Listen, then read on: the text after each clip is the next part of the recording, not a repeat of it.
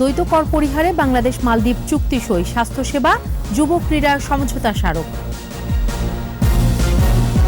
কক্সবাজারে স্বামী সন্তানকে জিম্মি করে পর্যটককে সংঘবদ্ধ ধর্ষণ, 3 ধর্ষক শনাক্ত।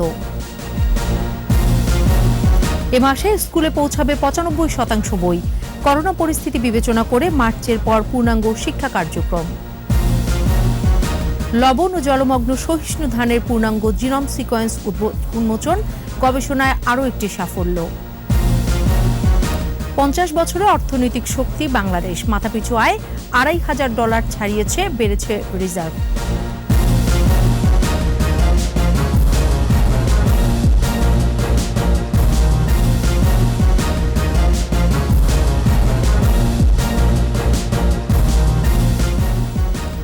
শুনছিলেন ফার্স্ট সিকিউরিটি ইসলামী ব্যাংক লিমিটেড সংবাদ শিরোনাম। আমন্ত্রণ সন্ধ্যা 7টার 21 সংবাদে, সাথে আছি সোনিয়া স্নিগ্ধা। দর্শক, 21 টেলিভিশনের সংবাদ একই সাথে সরাসরি দেখতে পাবেন আমাদের ফেসবুক পেজ www.facebook.com/2124 অনলাইনে। এছাড়াও সংবাদে আরও থাকছে: জাতির পিতার স্বপ্ন পূরণ না হওয়া পর্যন্ত বিশ্রাম নেই, নিবন্ধে লিখলেন শেখ হাসিনা। বাবার আদর্শই এগিয়ে যাওয়ার প্রেরণা।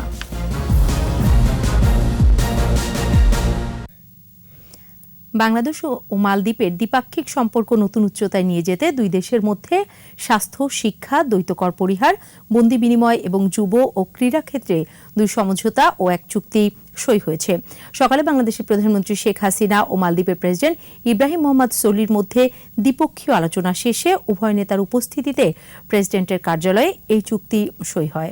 বিস্তারিত প্রণব চক্রবর্তীর রিপোর্টে। 6 দিনের সফরের দ্বিতীয় দিন মালদ্বীপের সাগর পাড়ে 1 নম্বর জেটিতে পৌঁছালে প্রধানমন্ত্রী শেখ হাসিনাকে স্বাগত জানান দেশটির রাষ্ট্রপতি ইব্রাহিম মোহাম্মদ সোলি। রাষ্ট্রীয় আনুষ্ঠানিকতায় অভ্যর্থনা জানানো হয় প্রধানমন্ত্রীকে, দেয়া হয় লাল গালিচা সংবর্ধনা, গার্ড অব অনার প্রদান করে একটি চৌকস দল। ছোট শিশুদের সাংস্কৃতিক পরিবেশনা উপভোগ করেন প্রধানমন্ত্রী। পরিদর্শন বইয়ে সই শেষে রাষ্ট্রপতির দপ্তরে ইব্রাহিম মোহাম্মদ সোলির সাথে দ্বিপক্ষীয় বৈঠক করেন প্রধানমন্ত্রী শেখ হাসিনা। এ সময় দ্বৈত কর পরিহার চুক্তি সহ বাংলাদেশ ও মালদ্বীপের মধ্যে স্বাস্থ্যসেবা সহযোগিতা এবং বিশেষজ্ঞ চিকিৎসক পাঠানোর সমঝোতা স্মারকের মেয়াদ বাড়ানো এবং উভয় দেশের যুব ও ক্রীড়া উন্নয়নে সহযোগিতার সমঝোতা স্মারক সই হয়। পরে সংবাদ সম্মেলনে মালদ্বীপের রাষ্ট্রপতি জানান বাংলাদেশের সাথে বাণিজ্য বৃদ্ধি করতে চায় তার দেশ।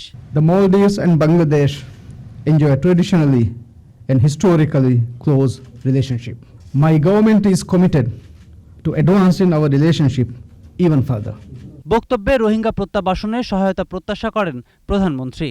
এছাড়া শিক্ষা, স্বাস্থ্য সহ বাণিজ্য খাতে পারস্পরিক সহযোগিতার অঙ্গীকার করেন তিনি। We agree to strengthen our bilateral cooperation, especially in health, education, human resource development, youth and sports, fisheries and agriculture.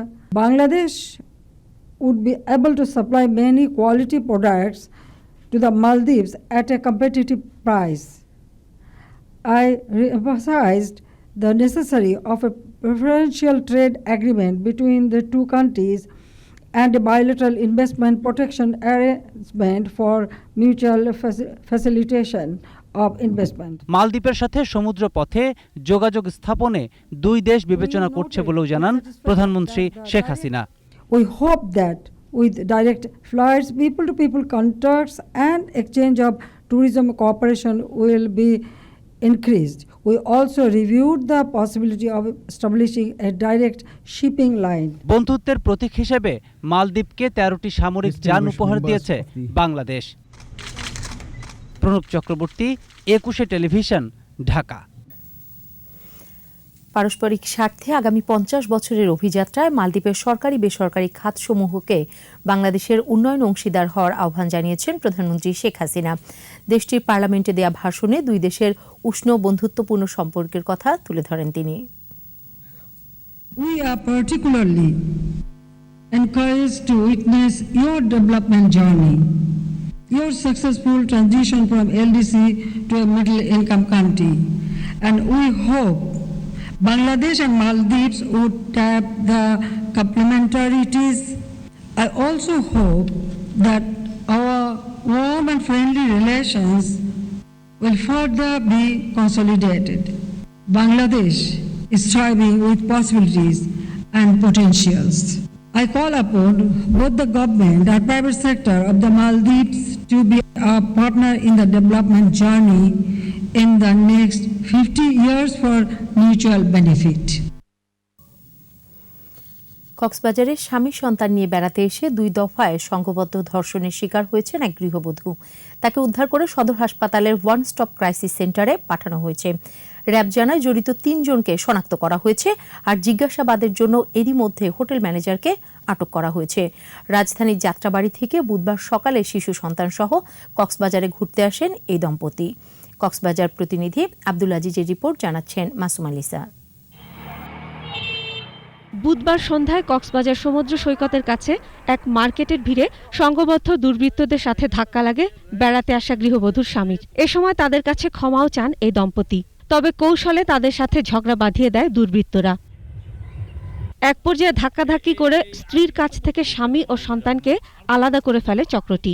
পর্যটন গলফ মাঠের সামনে থেকে স্বামী ও 8 মাসের সন্তানকে একটি অটোরিকশা ও গৃহবধূকে আরেকটি অটোরিকশায় তুলে নেয় 3 যুবক।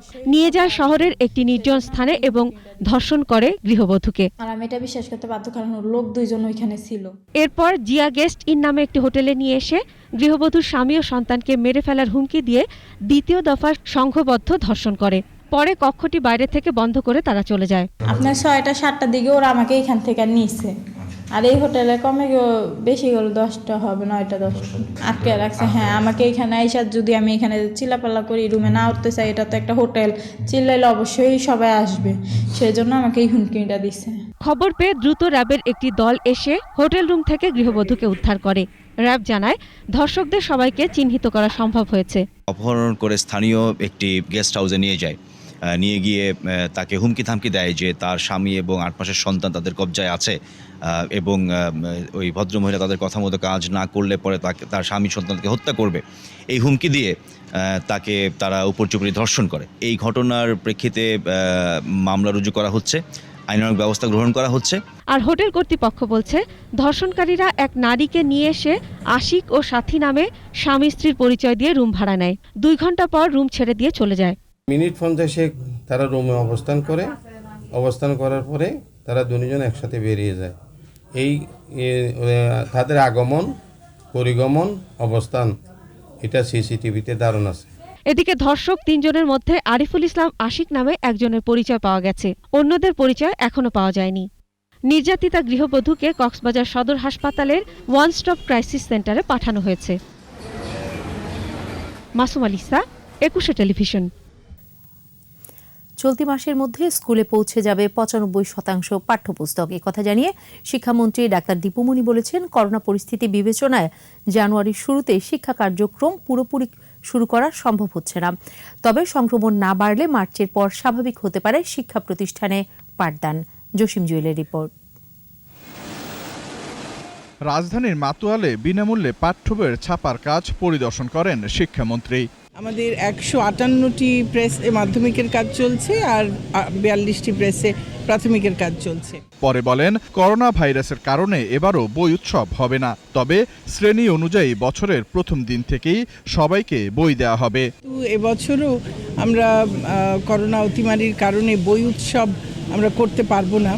আমরা স্বাস্থ্যবিধি মেনে শিক্ষার্থীদেরকে ধাপে ধাপে আমরা সব বইগুলো দেব। আমাদের 95% বেশি বই পৌঁছে যাবে 31 তারিখের আগে। শিক্ষামন্ত্রী বলেন, ওমিক্রন নিয়ে কিছুটা চিন্তায় আছে সরকার, তাই এখনই পুরোদমে স্কুল শুরু করার কথা ভাবা হচ্ছে না। অতিমারির কারণে আমাদের অনেক কাজই কিন্তু কিছুটা তো আমাদের সমস্যা হয়েছে, তো তার মধ্যেও আমরা আমাদের সর্বাত্মক চেষ্টা করেছি। তারপরেও যদি কোনো ভুল বের হয় আমরা অবশ্যই তার সংশোধন করব। সব দিক বিবেচনা করে পুরোদমে শিক্ষা কার্যক্রম চালু করার সিদ্ধান্ত পরে নেওয়া হবে বলেও জানান শিক্ষামন্ত্রী। জসিম জুয়েল, 21 টেলিভিশন, ঢাকা। প্রথমবারের মতো লবণাক্ত ও জলমগ্ন সহিষ্ণু ধানের পূর্ণাঙ্গ জিনোম সিকোয়েন্স উন্মোচন করেছে বাংলাদেশ পরমাণু কৃষি গবেষণা ইনস্টিটিউট বিনা। প্রতিষ্ঠানটির মহাপরিচালক জানান, গবেষণার পাওয়া মিউট্যান্টগুলোর প্যারেন্ট অপেক্ষা উন্নত বৈশিষ্ট্যের লবণাক্ততা ও 15 দিনের জলমগ্নতা সহিষ্ণু। ময়মনসিংহ প্রতিনিধি আতাউর রহমান জুয়েলের সহায়তায় বিস্তারিত জানাচ্ছেন স্মৃতি মণ্ডল।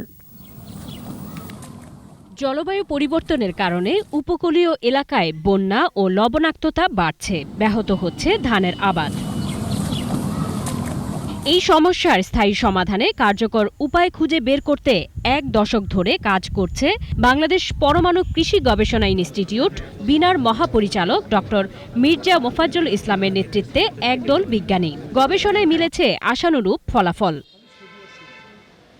আন্তর্জাতিক ধান গবেষণা ইনস্টিটিউট ইরি থেকে সংগৃহীত ধানের বিভিন্ন অ্যাডভান্স লাইন থেকে গবেষণার মাধ্যমে লবণাক্ততা ও জলমগ্নতা সহিষ্ণু ব্রিডিং লাইন RC 251 শনাক্ত করতে সক্ষম হয় বিজ্ঞানীরা। সংবাদ সম্মেলনে গবেষণার বিস্তারিত তুলে ধরা হয়। সিকোয়েন্স করার উদ্দেশ্য হলো তার যে নিউক্লিওটাইড আছে তার ভিতরে বিভিন্ন অ্যামাইনো অ্যাসিড সিকোয়েন্স আছে, সেটার ভিতরে আসলে কি ভাবে সে অ্যারেঞ্জমেন্ট। প্রথমে আমরা বীজের মধ্যে গামা ইরিডিয়েশন দেই, তারপর M1 পপুলেশন M2 তার জেনারেশন আর কি অ্যাডভান্স করেছি। ধান গবেষণায় নতুন দিগন্তের সূচনা হবে মন্তব্য করেন কৃষিমন্ত্রী। বিজ্ঞান হলো ডাইনামিক, এটা সময়ের সাথে পরিবর্তন হয়, আবার নতুন প্রযুক্তি আসছে, সেই প্রযুক্তি দিয়ে আরো উন্নত জাত আমাদের বিজ্ঞানীরা আবিষ্কার করছে। আরোপিত মিউটেশনের মাধ্যমে ফসলের নানা জাত উদ্ভাবন করছে বিনা। স্মৃতি মণ্ডল, 21 টেলিভিশন, ঢাকা। এবার আমাদের বিশেষ আয়োজন বাংলাদেশের 50।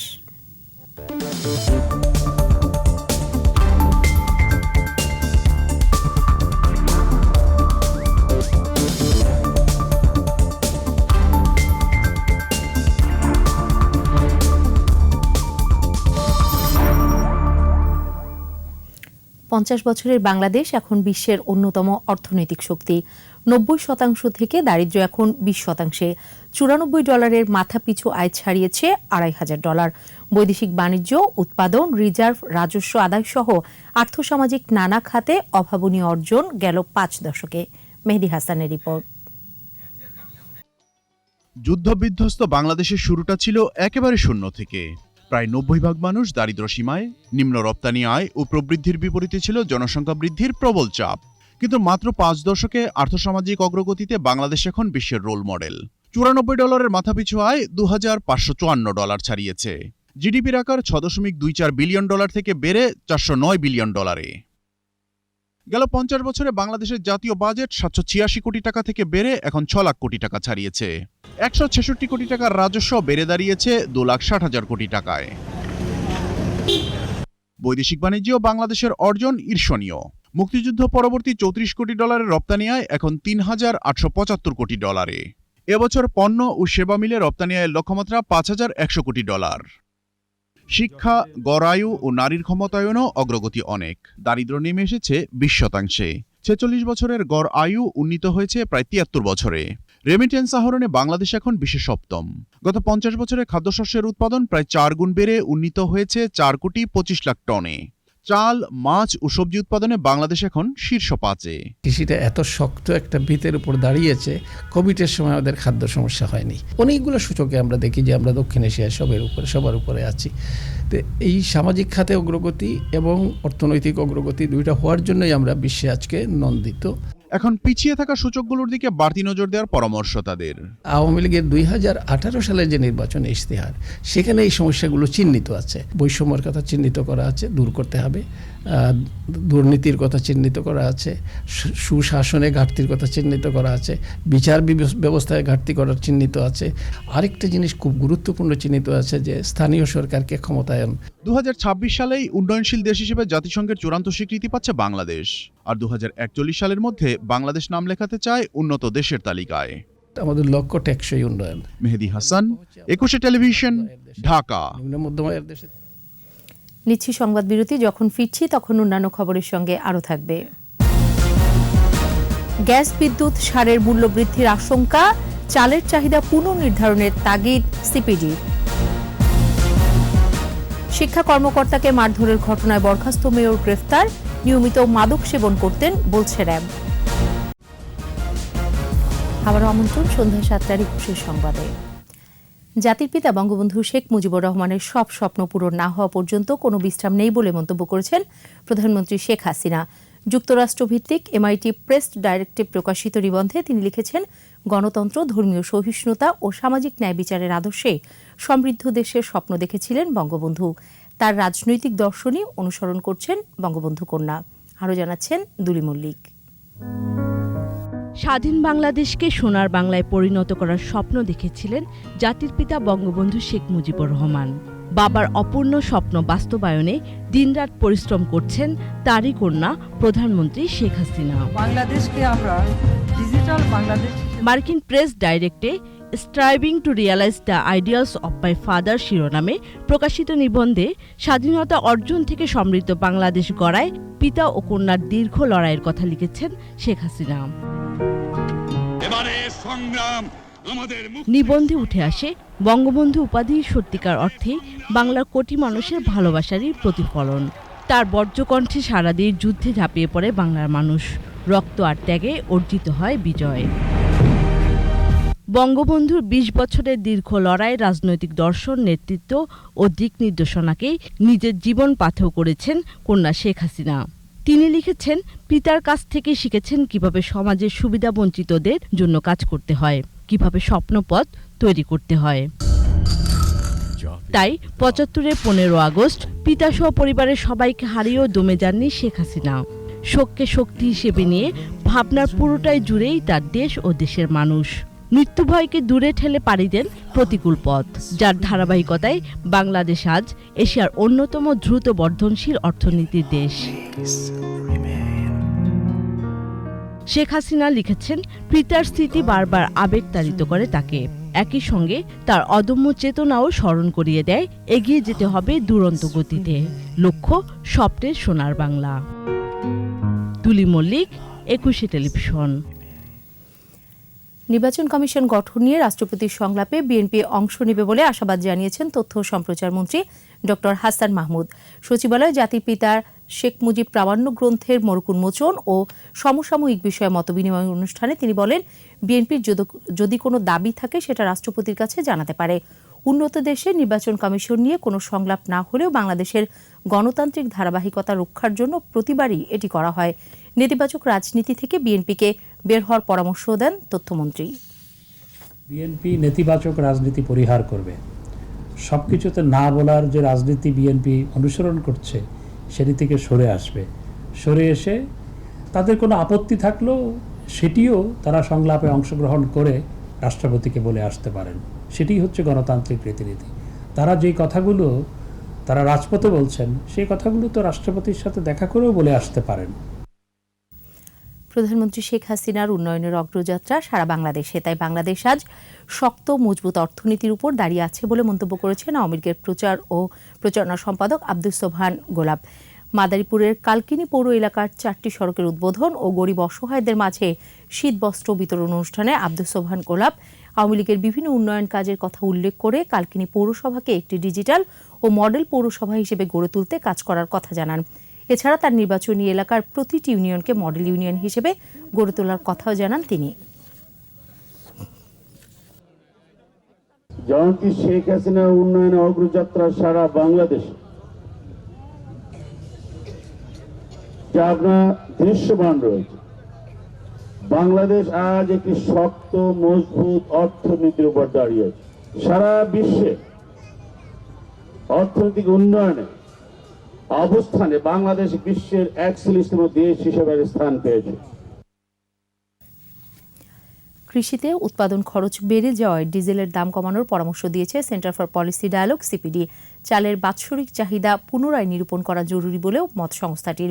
এছাড়া ভর্তুকি বেড়ে যাওয়ায় ভবিষ্যতে গ্যাস, বিদ্যুৎ ও সারের মূল্যবৃদ্ধির আশঙ্কা করছে সিপিডি। মেহেদী হাসানের রিপোর্ট। দেশের অর্থনীতির গতি প্রকৃতি নিয়ে সেন্টার ফর পলিসি ডায়ালগ সিপিডির এই সংবাদ সম্মেলন। সংস্থাটি বলছে, রপ্তানি আয় ইতিবাচক হলেও আমদানি ব্যয় বৃদ্ধি এবং রেমিটেন্সের নিম্নগতির কারণে বৈদেশিক লেনদেনের ভারসাম্য নেতিবাচক। এক্সচেঞ্জ রেট সেটার উপরে একটা চাপ পড়ছে। পাশাপাশি কর আদায়ে 16% প্রবৃদ্ধি হলেও তার লক্ষ্যমাত্রার চেয়ে কম। মূল্যস্ফীতির চাপ বেড়েছে, ব্যক্তিখাতে বিনিয়োগের স্থবিরতা কাটেনি। সিপিডির আশঙ্কা, সার, বিদ্যুৎ ও গ্যাসের ভর্তুকি চাপ বাড়ায় ভবিষ্যতে এসবের মূল্যবৃদ্ধির বিষয়টি সামনে চলে আসতে পারে। কৃষি উৎপাদন সহ চাল ও পণ্যমূল্য বাড়ার পেছনে স্থানীয় বাজারে ডিজেলের দাম বাড়ানোকে দায়ী করছে সংস্থাটি। আমাদের কৃষি উৎপাদনের জন্য এই যে ডিজেলের দাম, সেই দামের ক্ষেত্রে দাম নিম্নমুখী অ্যাডজাস্টমেন্ট করতে হবে। ফিসক্যাল স্পেস ক্রিয়েট করাটা ক্রমান্বয়ে কিন্তু কঠিন হয়ে যাবে এবং এই মধ্যমেয়াদী চ্যালেঞ্জটা আমাদের কিন্তু পলিসি মেকারদেরকে বুঝতে হবে। যেটা বললাম যে সার গ্যাসের এখন দামের প্রশ্নটা চলে আসবে, যেহেতু আন্তর্জাতিক বাজারে প্রায় ডাবল হয়ে গেছে সারের দাম। অর্থবছরের প্রথম 6 মাসের অর্থনীতি পর্যালোচনায় সরকারের আর্থিক সক্ষমতা ও অর্থনৈতিক পুনরুদ্ধারের বিষয়গুলো উঠে আসে। ফিসক্যাল স্পেস কমার সাথে সাথে ইনস্টিটিউশনাল স্পেস যদি আমরা বাড়াতে না পারি, দক্ষতা বাড়াতে না পারি, তাহলে অর্থনৈতিক ব্যবস্থাপনা একটা বড় ঝুঁকির মধ্যে পড়বে। আমাদের এই পুনরুদ্ধার প্রক্রিয়াটা কিন্তু যথেষ্ট মাত্রায় টেকসই হচ্ছে না, এবং তার একটা কারণ হলো যে সমস্ত খাতগুলো আমরা এখানে আজকে আলোচনায় এনেছি, সামষ্টিক অর্থনীতি, মূল্যস্ফীতি, পুঁজিবাজার, এক্সটার্নাল সেক্টর, বহিস্থ খাত, এর প্রত্যেকটি জায়গায় কিন্তু কোভিড পূর্ব সময়কাল থেকে বিভিন্ন রকমের দুর্বলতা ছিল। পুঁজিবাজার পরিস্থিতির কিছুটা উন্নতি হলেও সুশাসনের ঘাটতি এখনো রয়ে গেছে বলেই মত সিপিডির। মেহেদী হাসান, 21 টেলিভিশন, ঢাকা। শিক্ষা কর্মকর্তাকে শারীরিকভাবে লাঞ্ছিত করার দায়ে জামালপুরের দেওয়ানগঞ্জ পৌরসভার বরখাস্ত হওয়া মেয়র শাহনেওয়াজ শাহনশাহকে রাজধানীর উত্তরার একটি হোটেল থেকে গ্রেফতার করা হয়েছে। সংবাদ সম্মেলনে র্যাব জানান, শাহনেওয়াজ শাহনশাহর মধ্যে দাম্ভিকতা ও ক্ষমতার অপব্যবহারের অভ্যাস ছিল, করতে নিয়মিত মাদক সেবন। এর আগে তিনি পুলিশের উপর হামলা করেছিলেন। তার বিরুদ্ধে পুলিশের উপর হামলা, মারামারি সহ 5টি মামলা রয়েছে। 16 ডিসেম্বর জামালপুরের দেওয়ানগঞ্জে সরকারি হাই স্কুল মাঠে বিজয় দিবসের অনুষ্ঠানে শিক্ষা কর্মকর্তাকে গালিগালাজ করে থাপ্পড় মারেন শাহনেওয়াজ। সাম্প্রতিক সময়ে বরখাস্তকৃত সাবেক দেওয়ানগঞ্জ পৌর মেয়র শাহেন শাহকে আমরা আটক করতে সক্ষম হই। আমরা এখানে তার কাছে তার নিজের ব্যবহার্য মাদক সামগ্রী কিছু পেয়েছি। সে নিয়মিত মাদক সেবন করে থাকেন। তার বিরুদ্ধে আমরা ইতিপূর্বে 5টি মামলা পেয়েছি, যেখানে এই ধরনের বিভিন্ন মারামারি বা বিভিন্ন মামলা রয়েছে, এবং সেখানে ইতিপূর্বে তার বিরুদ্ধে আমরা পুলিশ অ্যাসল্টের মামলাও পেয়েছি। অনৈতিক কাজের প্রস্তাবের মাধ্যমে মোবাইল ফোনের আইএমও নাম্বার হ্যাক করে বিকাশের অর্থ হাতিয়ে নেওয়া প্রতারক চক্রের 5 সদস্যকে আটক করা হয়েছে। সংবাদ সম্মেলনে সিআইডি জানায়, সংঘবদ্ধ একটি দল দীর্ঘদিন ধরে প্রবাসীদের মোবাইল ফোনের আইএমও নাম্বার হ্যাক করে বিকাশ অ্যাকাউন্ট থেকে বিপুল পরিমাণ অর্থ হাতিয়ে নিচ্ছিল। প্রবাসীদের টার্গেট করে মেয়েদের সাথে ভাব জমিয়ে আইএমই নাম্বার দিত। এরপর ওই মোবাইলে কোনো একান্ত ছবি বা ভিডিও থাকলে সেটি দিয়ে তাদের ব্ল্যাকমেইল করা হতো। তাদেরকে হ্যাক করতে চান তো তারা নিজেরা বেটা ভার্সনটা ইউজ করেন, এবং আপডেটেড যে ভার্সনগুলো এসছে ইমো প্লাস এবং ইমো এইচডি, এইটিতে যেহেতু নাম্বার আসে না, নাম্বার ওঠে না, যে কারণে তারা পরবর্তীতে টেক্সটের মাধ্যমে একটা কমিউনিকেশন চ্যানেল ডেভেলপ করে তারপর নাম্বারটি নেওয়ার জন্য তারা চেষ্টা করেন। বড়দিন উদযাপনে কোনো সন্ত্রাসী হামলার আশঙ্কা নেই বলে জানিয়েছেন বাংলাদেশের খ্রিস্টীয় ধর্মগুরু আর্চবিশপ বিজয় এন্ডি ক্রুজ। বড়দিন উপলক্ষে কাকরাইলের আর্চবিশপ হাউসে সংবাদ সম্মেলনে তিনি বলেন, স্বাস্থ্যবিধি মেনে উৎসব পালন করা হবে। দিনভর অনুষ্ঠান, প্রার্থনা আর সম্প্রীতির বন্ধনে বাংলাদেশের জন্য শুভ হবে উল্লেখ করে যিশুর জন্মদিনকে ঘিরে আইনশৃঙ্খলা রক্ষাকারী বাহিনী সব রকম সহায়তা দিচ্ছে বলেও জানান তিনি। নিরাপত্তা দান করবে এবং আমরাও নিজেরা ভিতরে যথেষ্ট প্রস্তুতি দিচ্ছি। স্বাস্থ্য সুরক্ষার নীতি, নিয়ম কানুন এগুলো আমরা পালন করব। অনেকগুলো অনুষ্ঠান হবে যাতে মানুষ সবাই অংশগ্রহণ করতে পারে, যাতে একসাথে সবাই না আসে। বিজয়ের মাসে বিশেষ আয়োজন জনযুদ্ধের মুক্তিযোদ্ধা।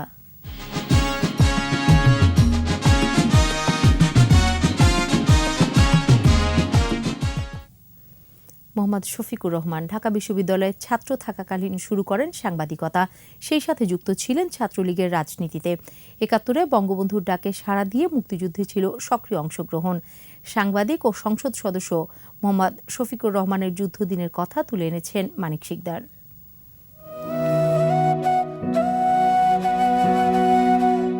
আমরা জানতাম যে আমাদেরকে যুদ্ধ করে দেশ স্বাধীন করতে হবে, কারণ ফেব্রুয়ারি মাসের 2 তারিখে মহসিন আলী শেখ শহীদ এসে আমাদেরকে জানিয়ে দিলেন যে পাকিস্তানিরা আমাদেরকে রাষ্ট্র ক্ষমতা দেবে না, অতএব ভিয়েতনামের মতো যুদ্ধ করে দেশ স্বাধীন করে ক্ষমতা নিতে হবে। এরই মধ্যে চাঁদপুরের মহকুমা কমান্ডার ছিলেন আব্দুল মমিন খান মাখন। মমিন ভাই আমাকে একটা সাইকেল স্টাইল কপি পাঠিয়ে বললেন যে বঙ্গবন্ধু স্বাধীনতার ঘোষণা দিচ্ছে, এখন যুদ্ধ করতে হবে। এই করে আমি চলে গেলাম আমার থানা হেডকোয়ার্টারে। থানা হেডকোয়ার্টার থেকে এলেন আমিনুল হক মাস্টার। তিনি এসে বললেন যে শফিক কী করা যায়। প্রথমে আমরা একটা স্বেচ্ছাসেবক বাহিনী তৈরি করলাম, উনি কনভেনার, আমি মেম্বার সেক্রেটারি। বাহিনী তৈরি করলাম এই জন্যে যে প্রথমে অর্গানাইজ করতে হবে, আর আমি আমার এলাকায় একটা ট্রেনিং ক্যাম্প করলাম, যে লোকাল যারা ট্রেনিং করতে চায় তারা করবে। আর সবচেয়ে বড় যেটা, সেটা হচ্ছে আমি একটা সিক্রেট স্কোয়াড তৈরি করলাম। তাদের কাজ ছিল আমাদের শহর থেকে কোনো রাজাকার এলে যাতে সে আর ফিরে যেতে না পারে। আমাদের সেই সব ট্রেনিংয়ে কিন্তু LMG পর্যন্ত ট্রেনিং দেওয়া ছিল। তো যাই হোক, আমি এসে প্রথমে এই রেগুলার আর্মির সঙ্গে সেখানে নেতৃত্ব দিচ্ছিলেন জহুরুল হক পাঠান। তিনি ছিলেন 65 ওয়ারের সিতারায় জোড়া সুবেদার মেজর। তার নেতৃত্বে আমরা 182 জনের একটি টিম গঠন করলাম। আমাদের প্ল্যানিং হলো আমরা মদুর স্টেশনে পাশে একটি রেলওয়ে ব্রিজ আছে, এই ব্রিজটা উড়াবো। আমাদের ওই যারা আসছিলেন আর্মি, তাদের মধ্যে 2 জন আছেন এক্সক্লুসিভ এক্সপার্ট, তারা এক্সক্লুসিভ নিয়েই এসছেন। তো ওরা বলে যে আমরা এটা কাজে লাগাবো, এটা উড়াবো। আমরা সেটা উড়িয়ে দিলাম। গোটা সময়টাই আমরা যুদ্ধে ছিলাম, সোজা কথা। এবং আমাদের যুদ্ধটা ছিল গেরিলা ওয়ারফেয়ার। কোনোরকম ওই হাম্বড়ামি করে আমি 10টা আর্মি মাইরা ফেলাইছি, এসব দাবি আমি কোনোদিন করি না। নিচ্ছি সংবাদ বিরতি। যখন ফিরছি তখন অন্যান্য খবরের সঙ্গে আরও থাকবে। অংশীজনের সাথে আলোচনা করে ড্যাব বাস্তবায়ন, আবাসন শিল্পের জন্য অর্থনৈতিক অঞ্চলে বরাদ্দ চান ব্যবসায়ীরা।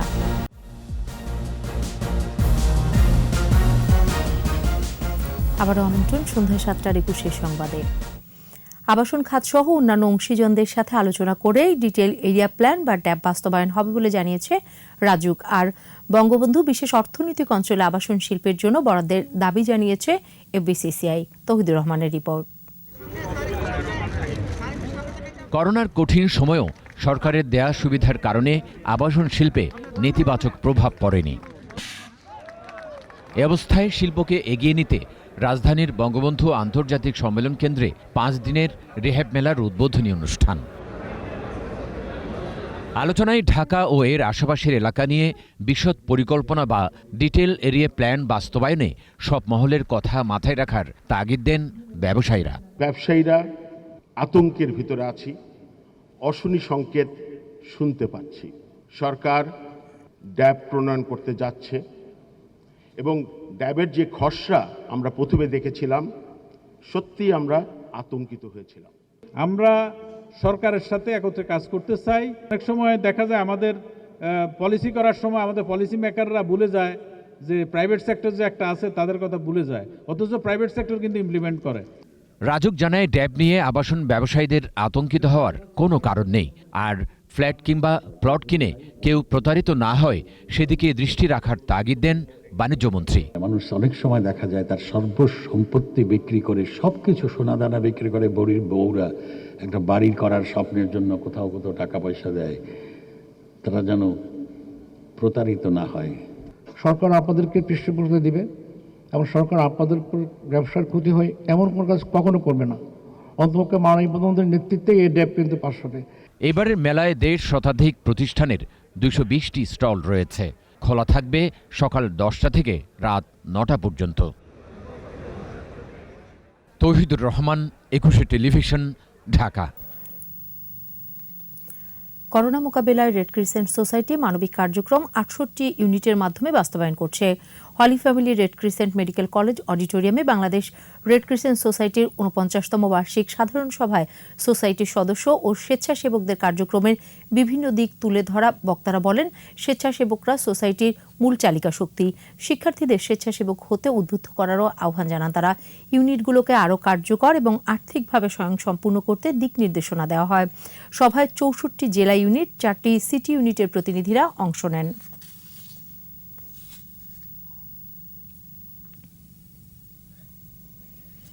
এবার আমাদের বিশেষ আয়োজন আমার বাংলা।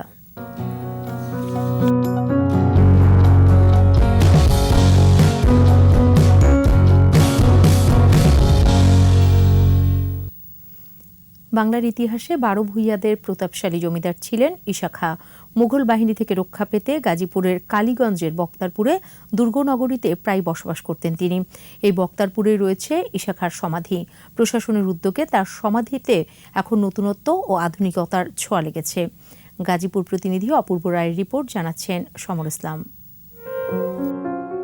ঈশা খাঁ ছিলেন ভাওয়ালির শাসক 12 ভূঁইয়ার অন্যতম ফজল গাজীর বন্ধু। দুজনই মুঘলদের বিরুদ্ধে যুদ্ধ করেন।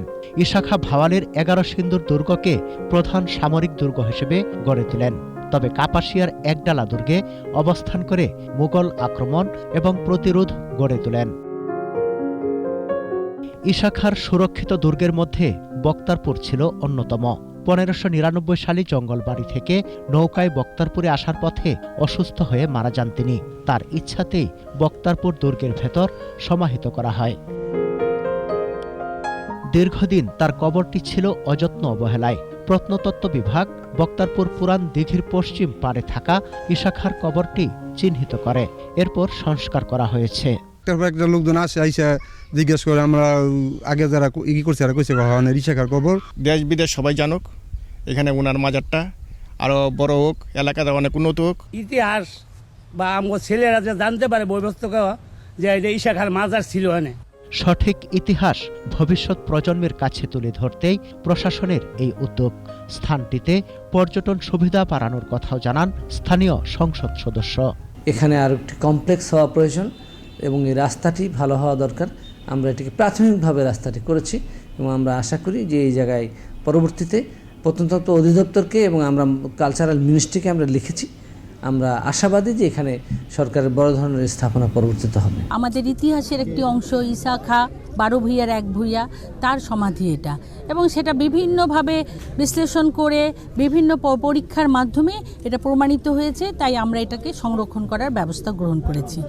ঈশা খাঁর কবরের উপর লাল সিরামিক ইট দিয়ে 17 ফুট উচ্চতা এবং 20 ফুট প্রস্থের প্রাচীন নির্মাণ শৈলী অনুসরণে আধুনিক সমাধি স্থাপনা নির্মাণ করা হয়েছে। সমর ইসলাম, 21 টেলিভিশন। এবারে সোশ্যাল ইসলামী ব্যাংক লিমিটেড বাণিজ্য সংবাদ।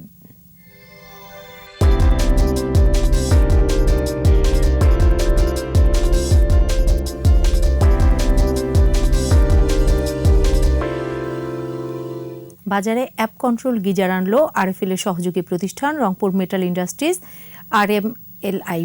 প্রাণ আরএফএল গ্রুপের প্রধান কার্যালয়ে 15টির মোড়ক উন্মোচন করেন প্রতিষ্ঠানটির পরিচালক মোহাম্মদ মনিরুজ্জামান। এ সময় জানানো হয়, অ্যাপের মাধ্যমে যে কোনো জায়গা থেকে গিজার চালু ও বন্ধ করা যাবে। তাপ নিয়ন্ত্রণ এবং কতটুকু বিদ্যুৎ ব্যবহার হচ্ছে তাও দেখা যাবে। গিজারটির দাম 14,700 টাকা।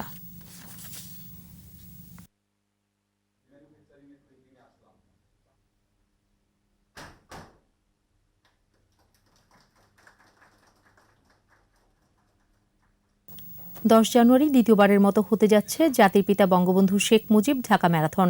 ঢাকা সেনানিবাসের মাল্টিপারপাস কমপ্লেক্সে সভা শেষে সংবাদ সম্মেলনে বঙ্গবন্ধু শেখ মুজিব ঢাকা ম্যারাথনের সমন্বয়কারী লেফটেন্যান্ট জেনারেল আতাউল হাকিম সারওয়ার হাসান জানান, 17টি দেশের 600 অ্যাথলেট ম্যারাথনে অংশ নেবে। ভোর 5:30টায় আর্মি স্টেডিয়াম থেকে শুরু হয়ে বনানীর কামাল আতাতুর্ক অ্যাভিনিউ, গুলশান 1 ও 2 নম্বর, পুলিশ প্লাজা হয়ে হাতিঝিলের চারপাশ ঘুরে শেষ হবে এই প্রতিযোগিতা। আগামী 10 জানুয়ারি 2022 তারিখে দ্বিতীয়বারের মতো আয়োজিত হতে যাচ্ছে Bangabandhu Sheikh Mujib Dhaka marathon 2022। Army stadium হতে শুরু করে বনানী কামাল আতাতুর্ক অ্যাভিনিউ, গুলশান 2 এর মোড়, তারপর গুলশান 1 পুলিশ প্লাজা হয়ে হাতিরঝিলে এমফি থিয়েটারে এসে সমাপ্ত হবে। আমাদের এবারের আয়োজন বিজয় চিহ্ন।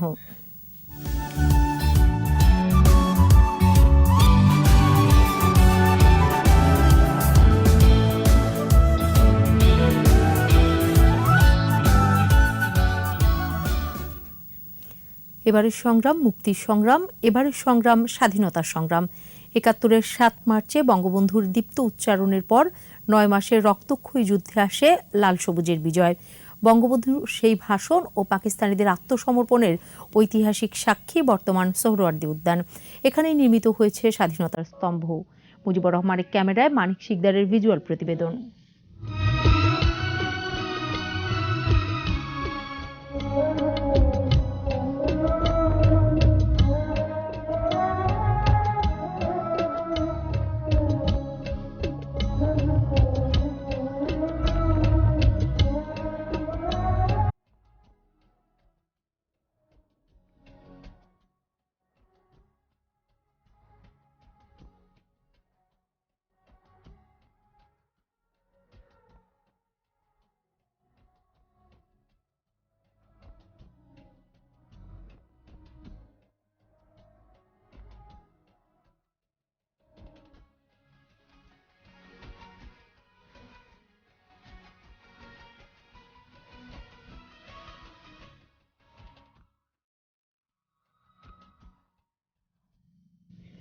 আর এরই সাথে শেষ করছি সন্ধ্যা ৭টার ২১ সংবাদ। যাবার আগে ফার্স্ট সিকিউরিটি ইসলামী ব্যাংক লিমিটেড সংবাদ শিরোনামগুলো আরও একবার।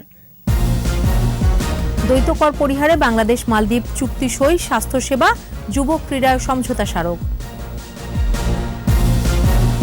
কক্সবাজারের স্বামী সন্তানকে জিম্মি করে পর্যটককে সংঘবদ্ধ ধর্ষণ, ৩ ধর্ষক শনাক্ত।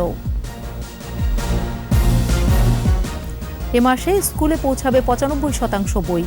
করোনা পরিস্থিতি বিবেচনা করে মার্চের পর পূর্ণাঙ্গ শিক্ষা কার্যক্রম। লবণ ও জলমগ্ন সহিষ্ণু ধানের পূর্ণাঙ্গ জিনোম সিকোয়েন্স উন্মোচন, গবেষণার আরও একটি সাফল্য। ৫০ বছরে অর্থনৈতিক শক্তি বাংলাদেশ, মাথাপিছু আয় $২৫০০ ছাড়িয়েছে, বেড়েছে রিজার্ভ।